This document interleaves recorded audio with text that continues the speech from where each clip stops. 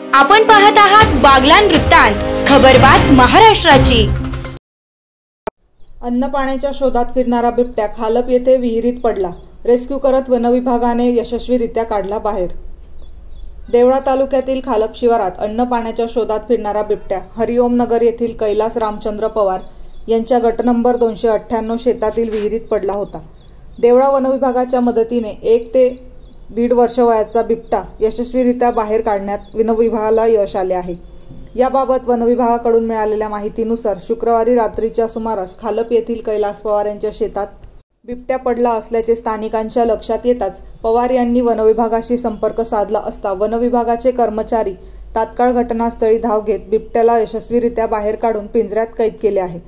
यावेळी वनपरिक्षेत्र अधिकारी संतोष जाधव, वनपाल प्रसाद पाटील, वनरक्षक विजय पगार, वनरक्षक इकडे मॅम, वनसेवक दादाजी खैरनार, ताराचंद देवरे ठाकरे आदी उपस्थित होते।